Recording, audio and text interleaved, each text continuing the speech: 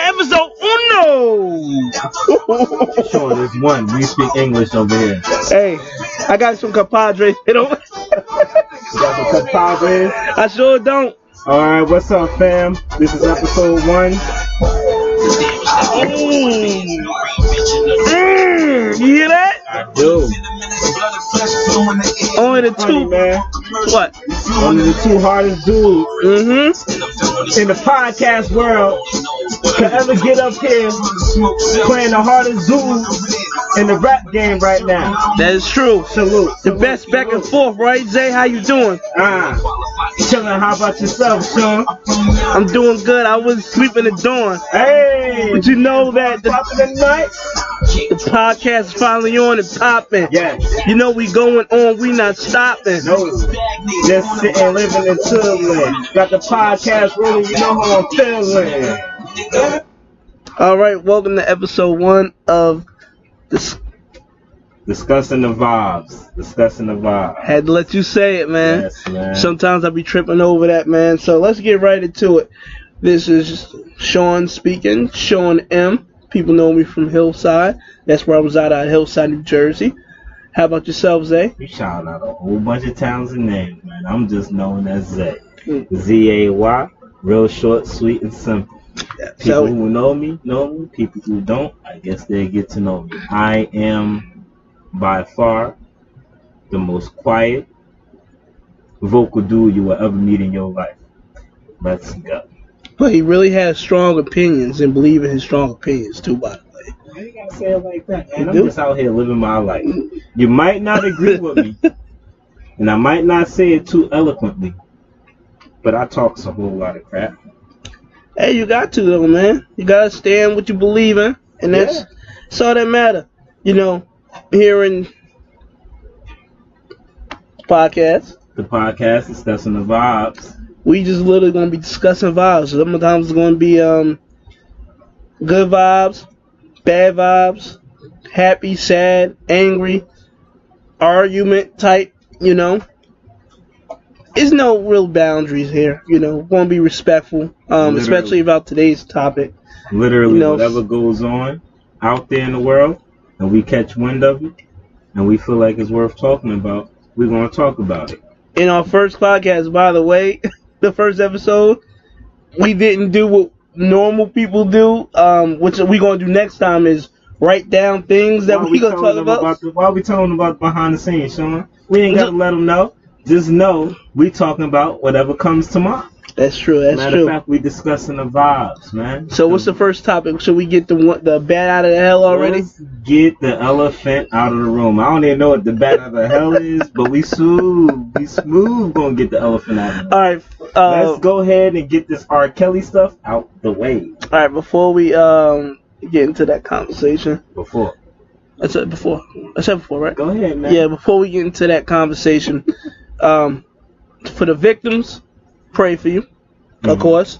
Really pray for the victims to a sick man, honestly. Really sick man. But I'm going to let Zay start this off. Oh, man. Because it's going to be, he's going to have some interesting topics. Some things to say. I don't know if they're going to necessarily be interesting. Don't hold them to that, podcast viewers. But I do got some things to say. For one, as my co-host here so eloquently put, we pray for those who were victims, are victims. We acknowledge that all forms of sexual deviancy is something that we need to, as a community, kind of shine a light on, because it's something that's plagued us for years. We've all had that so-called friend, cousin, uncle, relative, close one, whatever, who had some things said about it. We know some things, we've seen some things, some family chose to hide some things under the rug. So, first and foremost, all forms of sexual misconduct towards minors, adults, man, female, we want to say, is no good. Shawn? Absolutely no good. No good, ain't even I'm just saying, really. We don't. It is an understatement. That type of behavior, I don't know. I want to. You know what's crazy? I thought about this the other day. I was thinking, like, to the people that is seeking them type of that I don't even want to call it pleasure. It's some weird whatever they got going on in their head when they pass in the future. Take their brains out and let's examine and see what's going on inside, because it might be something deep.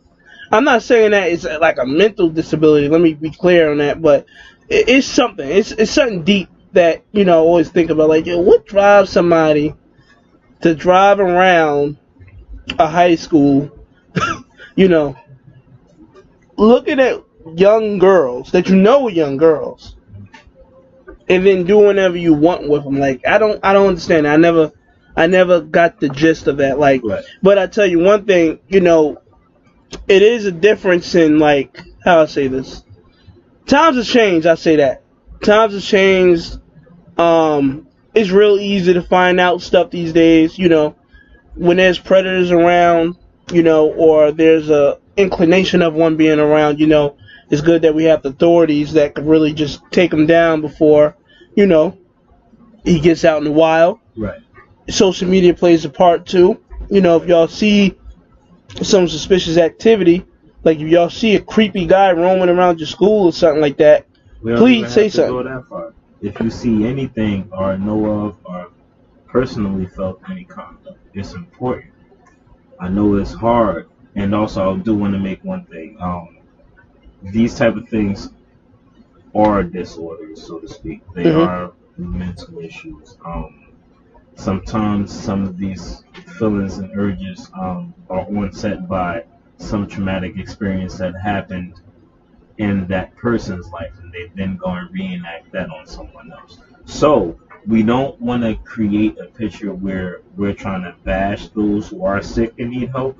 But it's important that these things come to light. So if you feel as though you're a victim and you feel as though these things are happening to you, it's very important that you speak up. Although it may cause a whole bunch of discord within the family, within social groups, it's important that these things are talked about so they can be resolved. Never want to feel as though something's just a misunderstanding or you don't have a voice, because you do.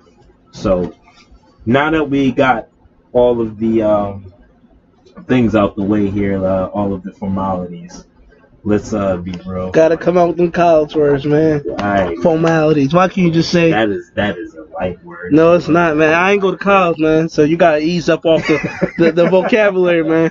I'm really fifth grade vocabulary. I'm just saying, just to get things. Now that we got things out there and open, we want to say to the audience, please speak up. And there are different hotlines. There's different groups that you can go to seek help if you need it. And pardon me, before we started recording, I sure did not even look online to look at the hotlines, but everybody has a phone in their hand these days, so it's really easy to use. Just go on Google. Make use of the Google, because Google's our friend. Right. Even though a lot of people don't believe in the search engine stuff, but they still here for a reason, so take advantage. So what I will say, I'm not trying to bash the man R. Kelly. These are still allegations, right? And I don't want to take away the voice from the victims. So yes, speak up, let it be heard. But what I will say is, it's a whole lot of damage on both sides, man. I gotta be real.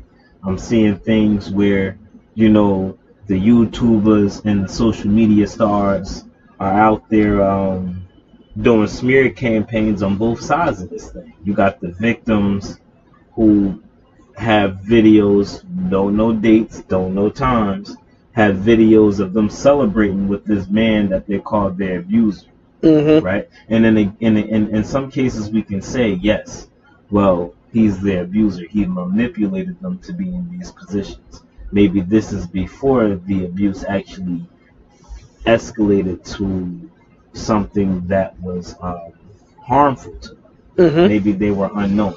Right. And then on the other hand, you have people, standing up for R. Kelly. You have people standing up for these victims. And so it's a whole bunch of craziness going on. And everybody, what's the expression? Sipping tea. Everybody is spilling and sipping and drinking the tea. Side note, I got some tea right here. I'm sipping. You got some tea, some actual tea. So yeah, some actual tea. Little, y'all can hear the little. Get the cling going. Yeah, got the cling. And this tea is called Tea for the Vibes. Really? I made it myself. Well, I got the little green tea pack upstairs. Outside and upstairs. I'm all over the place. You are all over the place, Shawn. So let's get to the chase. What is your feelings about the separating music from the man? If we can do that, because some feel that we can't. But what is your opinion on these allegations and these actions that have been presented by R. Kelly? Before I answer that, to the audience that's listening, I have a question. If people cannot put the music aside from the action, right? That's what we're asking, right? That's what we're asking. Is the people that can't separate the two sticking up for him?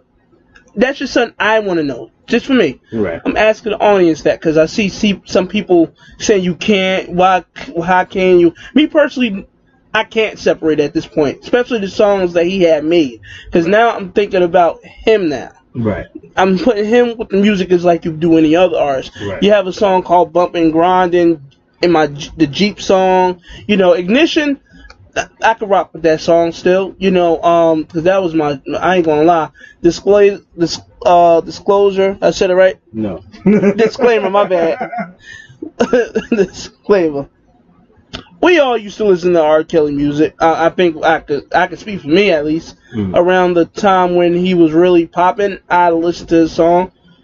I'm pretty sure a lot of us would listen to his music, but in today's time, I'm not listening to him, nor am I probably going to go back and listen to his music. I can't separate the two, because now when I hear certain titles and some of the music, now I'm automatically going to think, okay, what are you talking about? It's like, what are you talking about? Right. I don't know what mind state you was or who was even in the studio or the influence you had making that particular song. Right. So I don't know, I can't tell, okay, are you singing about this person, the little young girl sitting there, the 80-year-old person sitting there? I can't tell. Right.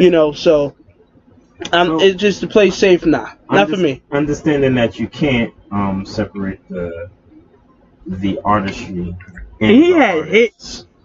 He had features. He did. He had one of my favorite songs. One of my favorite songs. Sorry to cut you off. To this day, I think we all listened to back when we was in high school. Was "Go Get Her" by him and Young Jeezy, which was a feature song. It was like, go get her. He killed the chorus, the hook. Wonderful. Right. That's one of my favorite songs I go back to. But it's just a little iffy now. It's really disappointing. Well, no, it's not disappointing now, because we should have got him out of here years ago. Years ago. So to that point. And the really, I can't separate the two. I can't. So to your point about getting this man, I can't. Excuse me, my bad. I can't separate the two. My bad. To your point of getting this man out of here years ago, I'm in agreement. Yeah, I'm tripping. I just said I confused myself. I cannot separate the two. You just said it again. You can't. You have to keep them together. You feel as though it's one body of work. It's him. Yeah. So that means you know what I'm saying. We got you. Just clarifying. Shawn want to make sure the record is straight. No, for real. For real. He don't want to get bashed by all of the people who are against the situation. Yes. Which is rightfully so. So, as far as me, I was never a really big R. Kelly fan to begin with. I remember used to getting all of the nice and slow CDs, and his music was prominent on all of them. You know, especially your bump and grinds. I remember some of the older songs from back in the day, and it's sad, and I do have to admit this as well. I remember the Aaliyah situation, even though I was young. I was really young, but it was one of those things where even myself, being a kid, I turned that blind eye to that. I wasn't really, you know, as hip to certain things as I am now. Especially around society back then, we wasn't paying attention to that. Not at that age. But what I will say is, you know, and I won't. These issues are prominent issues that have been featured in my own field. So I have a connection to the issue, and I don't want to say sympathize, because that in itself is probably not the right word. But I genuinely understand what some of these victims have faced and have gone through, you know, through conversations with family members, you know, without going too deep into it. But getting back to the situation, right? I don't know if I can separate the music from the artist. I do feel as though he should have been out of there. What was the striking matter for me is when I got older and I seen the tape. I have to admit, I seen it. Didn't see it in its entirety, but I remember being about maybe 12 or 13 years old, and, you know, a relative like, yo, they got R. Kelly using the bathroom on this person. And I'm like, what? And I looked, I'm like, that's R. Kelly. And I looked, I'm like, he's peeing on this girl. And for me, that was a bit striking. Not to say I cannot lie and say that I've never listened to another tune from this man since then. But growing up, I always thought that was odd. And they kind of just disappeared for a long time, at least from my eyesight and insight. So it's kind of one of those things where, you know, being a kid, you know, you're not really thinking about what this man is doing that's crazy. You worried about living life. I was a child still, 12 years old, 13 years old, you know, preteen, teenager. I can honestly say I kind of forgot about it. So when you don't hear about a conviction, and then you see things like Get the Trapped in a Closet series, or you get your Chocolate Factory stuff that comes out, or you even get Best of Both Worlds that came out. I remember the music. I don't remember the Chocolate Factory. Chocolate Factory is the one that had an issue. That was the album. That was the name of the album. Okay. So I remember the music, and me, as you guys will get to know, I'm really big. I love music. I am probably one of the most loving people, love music and never play it an instrument. Well, I dabbled in the piano, but that's in a whole other story. Yeah, don't talk about his rapping, but keep going. And shut up. Maybe one day we'll drop some bars. But this is just the first episode. You're not going to get everything like this. Not that quickly. So, you know, it's interesting to see how easy it was. So I'm imagining at this time period now, I'm bringing my ability to kind of put these matters in the forefront and look back and say, if I was able to forget that easy by the onslaught of tolerable music, just a segue. I remember even as a kid saying, oh, whenever R. Kelly gets in trouble, he always comes out with a gospel song. That's when I Believe I Can Fly came out. I forgot the name of the song, but he was like the boxer guy or something like that. Rocky. It was in the video. You could stand up tall, look them in the face, and say, it was like a cold. I can't remember the words, but that was part of the words. I can't remember the song. But perfect example. There was an old friend of mine. The world's greatest, because he sang it. He sang it. A friend of mine sang it over the intercom in school. So he always had these songs that would kind of galvanize him as the I'm for the people, and we all need to stand strong. Mm-hmm. So I remember making that joke as a kid, but again, being so swept away by the music, it was easy to forget. So I can see if it was easy for me, I kind of question why the adults were able to do that, why they were able to turn a blind eye, and why so many times have we turned the blind eye to some craziness because there was a person that was prominent doing it, or somebody who was in the somebody who we've put on a pillar in our community. Why are we so easy to kind of switch gears and say, oh no, oh no? But I guess because we have, as a minority, and we're both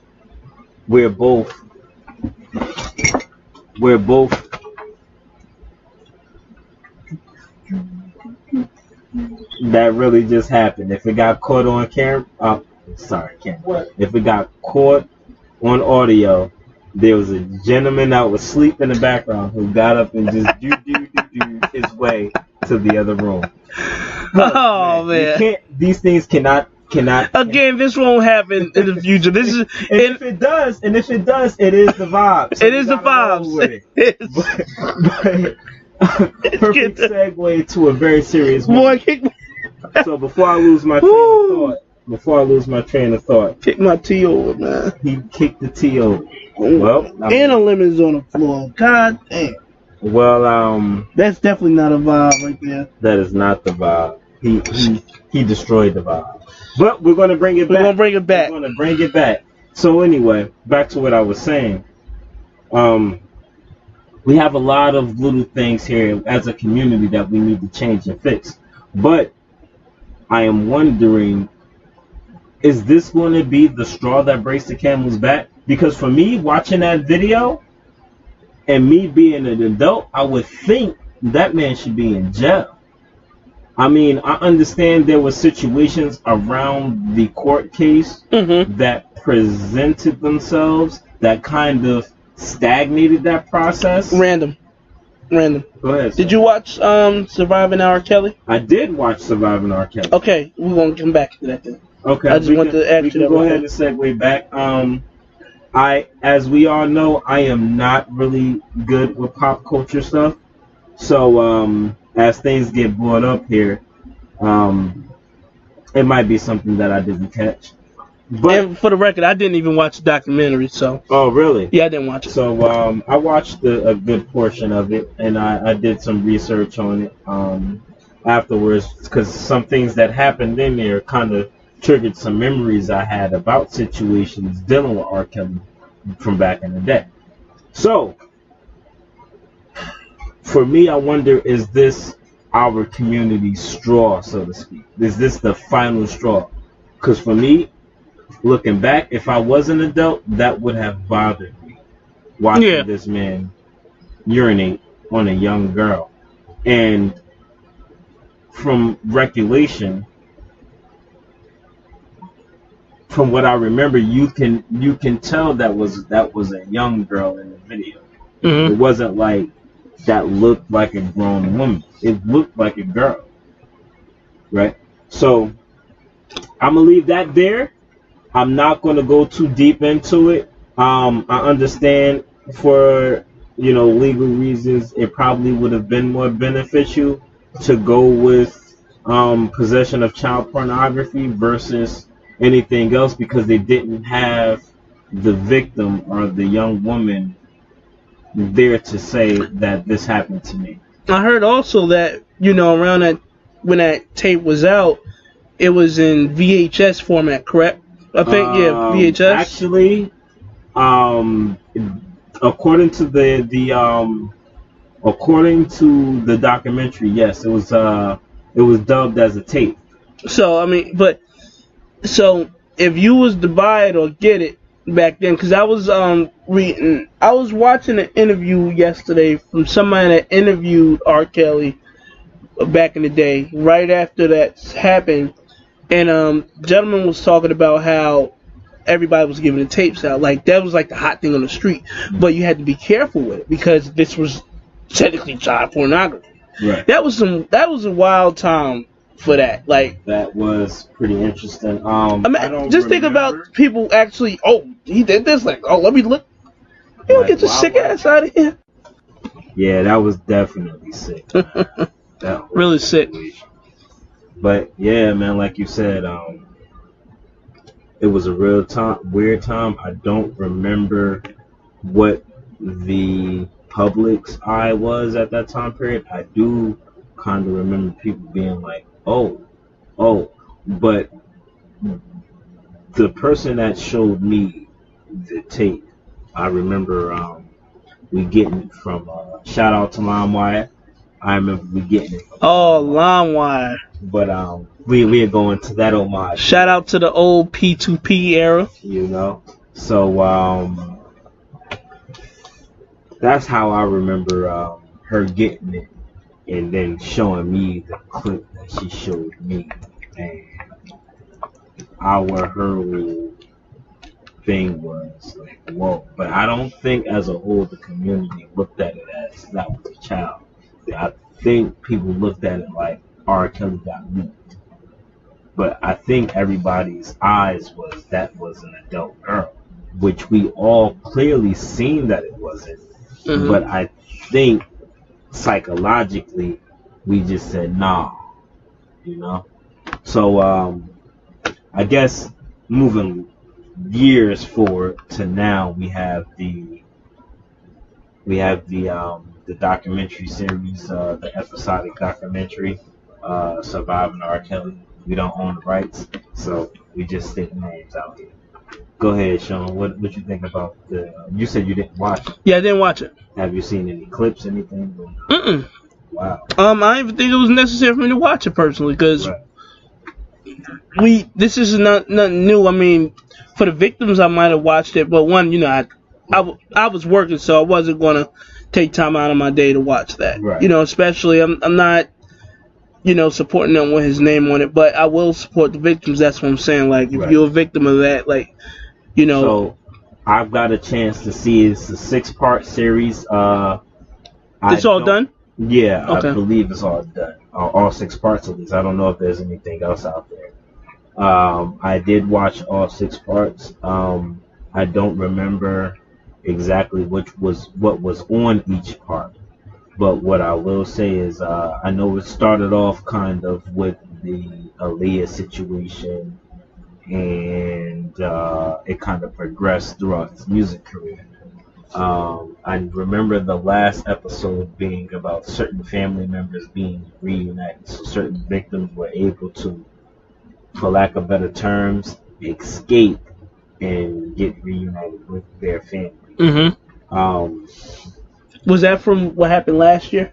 I believe so. I'm not sure exactly what the time frame is, but they have a collective. But I remember this stuff. You know, you heard rumors around the internet surfacing about maybe 2016. But it was kind of one of those things you just be like, whatever. I got a whole lot to deal with myself. I ain't really worried about right. Kelly.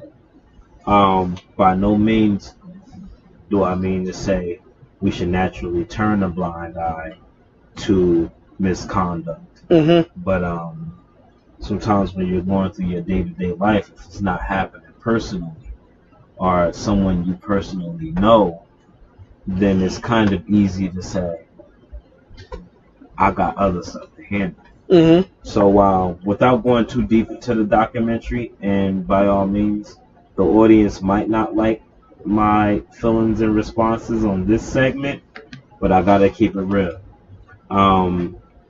We're dealing with a few things.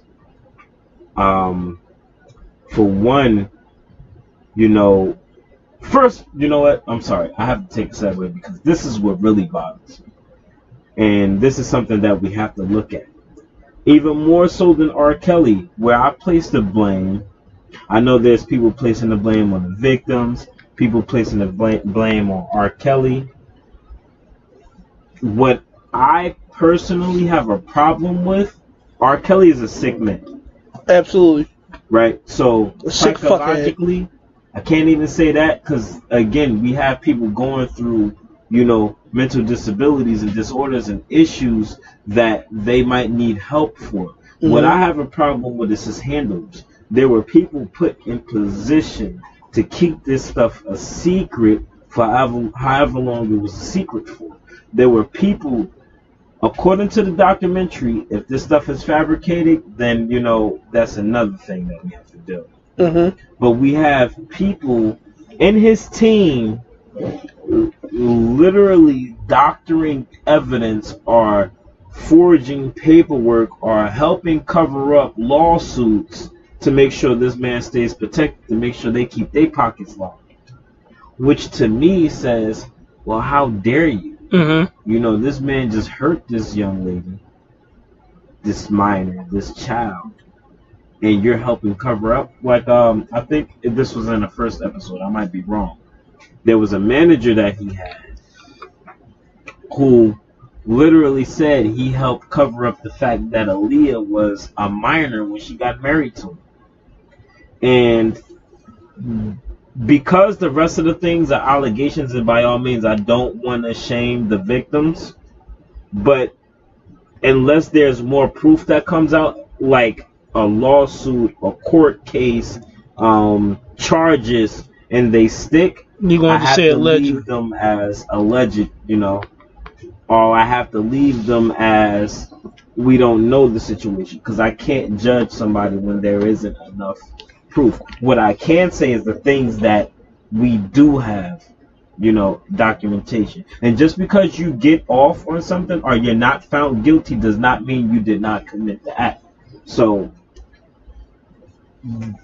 going back to the manager guy, this man in this documentary, which I feel he should be held responsible, I feel there should be some type of penalty he suffers as well.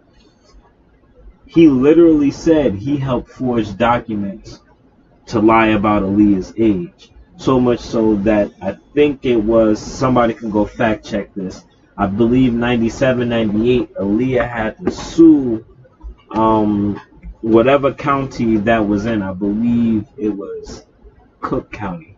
If I'm wrong, I'm wrong. Yes, I believe that's Cook County in Illinois, in Chicago. Yeah, Cook County. I don't want to say that's right. I don't want to get in trouble or anything. I don't think I will. We ain't got no money anyway. So I believe she had to sue them to get that kind of expunged, because if I remember correctly, because she was underage. So it was known that they did have something. She was underage. They did get married. It got annulled because she was underage, and it wasn't consent from the parents. Mm-hmm. Right? So and we don't see them work together afterwards, right? I don't really know Aaliyah's discography like that. I don't really know her music that well. I know some of her hits, the One in a Million stuff, the Rock the Boat stuff, but they separated, and you see kind of a divide between early Aaliyah when I was a kid and seeing her rock with R. Kelly, and then they just kind of split. Again, I was a child. I really wasn't into R&B like that, and especially the grown and sexy stuff. That wasn't really my forte as a kid, although I was still listening to some pretty intense music. It was more so the rap stuff. It was more so hip hop. T.I. No, that T.I. wasn't around back in them days that I remember. Not in the mid 90s. It was more. Yeah. My bad. So Wu-Tang. I was big. You was listening to hip hop back in the late 90s? Yeah. Oh, no wonder your discography is trash compared to mine. I was listening to like 50 Cent. Oh, yeah. 50 Cent. Well, he was out.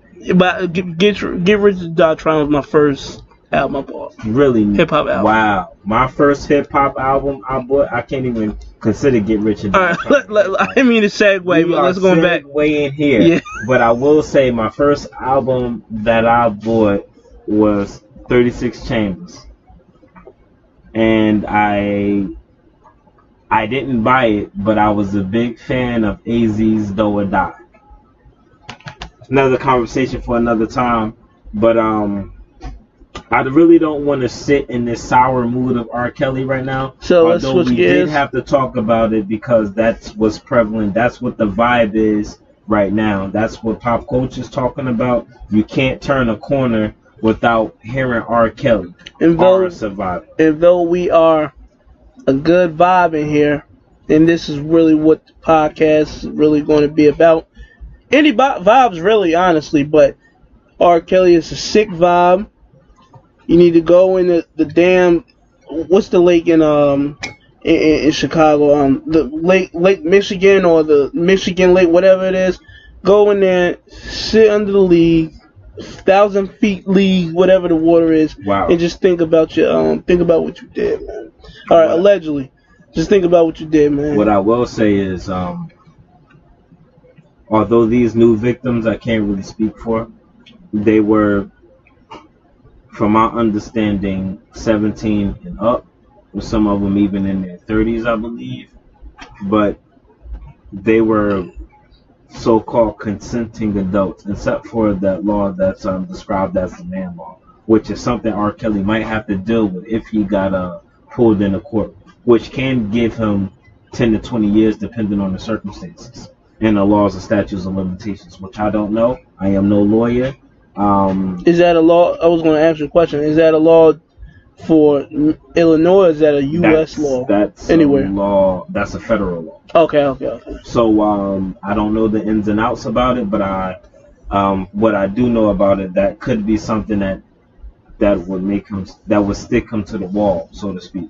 I won't say anything that pressing. What I will say is anybody who abuses a child, a minor, a person needs to face those issues, and there need to be repercussions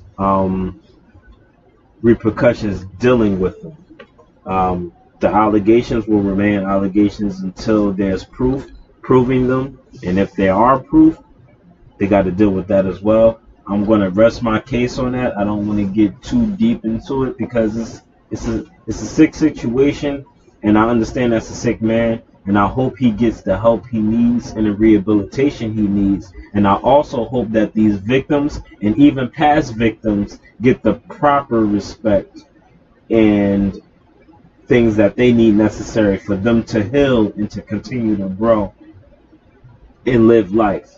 So I'm going to rest my case on that, and we're going. That was beautiful the way that you just. Thank you. I hope I orated that quite well.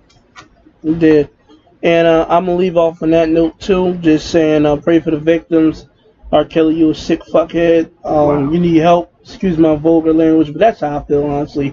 It's the vibe. That's the vibe I'm on. That's the time I'm on. Get some help. Pray for the victims. The vibe is about to change, though. You know what vibe I'm going with? What vibe you going with, my brother? We got to go to another funny, I ain't gonna call him a gentleman, a funny, weird, pumpkin hair colored, suit wearing guy in the Oval Office. Where you going? Oh, Trump. You like how I just described that? That was a weird way to describe him, but he is quite orange. Yes, very orange. All right, so what about Trump, man? You lead the way. I'm not the politics guy. I'm not too much into it either, but here goes nothing. Again, we not professionals or perfect doing this. Some things I may be talking about. I know some things I might just be shooting at a glass house. I don't know. I mean, you know what?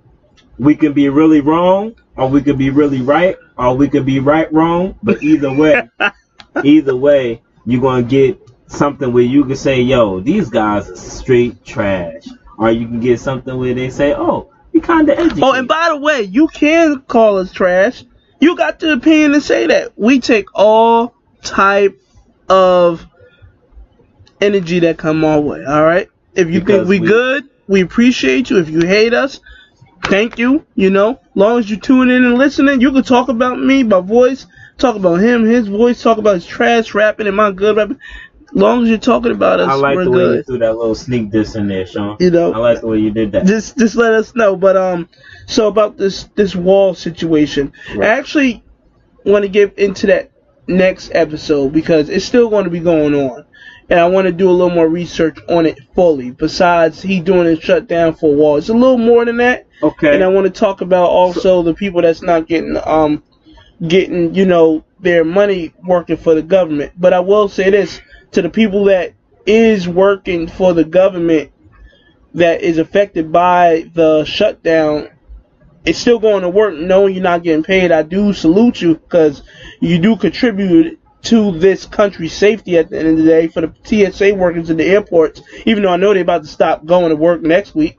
I'm pretty sure they're going to be out of there next week, if nothing changes, and we're going to be looking like sitting ducks at the airport. What I will say is how you going to say you're going to talk about it next week, but you're talking about it now. No, just briefly. I want to talk briefly. No, Shawn. Just briefly, man. No, if you say I'm saying, but I was saying something to say something else. I was saying that. Say it, man. Say it on. To the people, before I was really interrupted by my co-host, all right?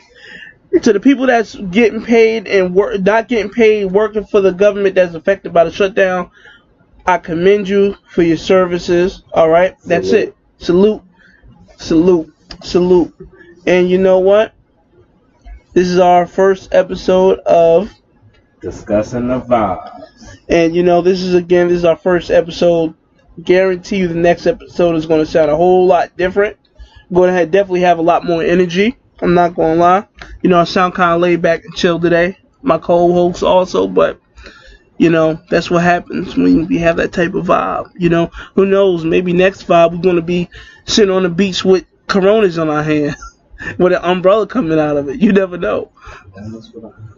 Never know. Corona with the umbrella. That might be the name of that episode too. But listen, thank you for listening, tuning in. This is your boy Shawn and Zay. Peace. Deuces.